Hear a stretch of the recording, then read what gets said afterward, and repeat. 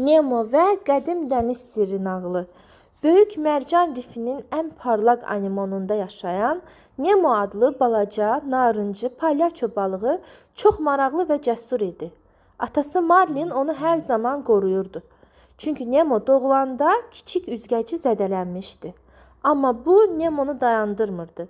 Bir səhər Nemo yuxudan oyananda fərqli bir şey hiss etdi. Adətən rifin rəngləri sanki minlərlə boya qutusu kimi canlı olurdu. Lakin bugün onlar solğun və tutqun görünürdülər. Həmin an rifin ən yaşlı sakini, hər şeyi bilən Kərim dədə yavaş-yavaş üzərək gəldi.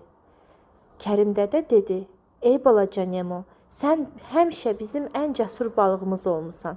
Rifimiz böyük təhlükədədir. Bir vaxtlar okeanı qoruyan böyük işıq incisi yoxa çıxıb. İnci geri qaytarılmazsa rifimiz qaranlığa qərq olacaq." Marlin dərhal Nemo'dan qorxdu və dedi: "Yox, biz çox kiçikik. Bu bizim işimiz deyil." Amma Nemo kiçik və güclü üzgəcini titrətdi. O dostlarının solğun üzməyini görməyə dözə bilməzdi. "Nemo, mən gedəcəm.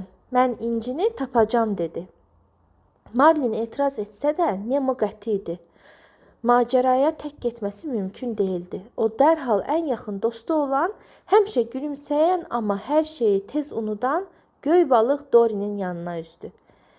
"Dory, mənə kömək etməlisən. İncini tapmaq üçün yad planetlər xəndəyinə getməliyik." Dory dedi: "İnci? Hansı inci?" Fərqi yoxdur. Gəlin üzək." Üzək. Amma biz hara gedirik?" Nemo gülümsədi. Dory yaddaşı zəif olsa da, onun böyük ürəyi və ətrafdakı hər kəsə kömək etmək istəyi var idi.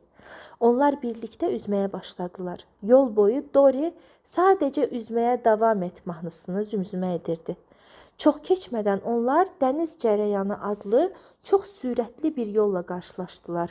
Bu yolda üzmək asan değildi, amma bu onlara çox vaxt qazandıracaqdı. Nemo Dory'dən soruşdu: "Hazırsan Dory?" "Əlbəttə, amma niyə belə sürətlə gedirik?" Onlar cəsarətlə sürətli cərəyana daxil oldular və sanki kosmosda uçan kiçik raketlər kimi irəlilədilər.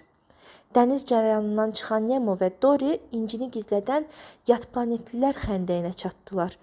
Bura çox qaranlıq və qorxulu idi. Burada yaşayan balıqların üzərində heç vaxt gülüş yox idi. Birdən qaranlıqdan gözləri sanki fənər kimi parlayan nəhəng bir dəniz katranı çıxdı. Nemo və Dory qorxuya düşdülər. Dəniz katranı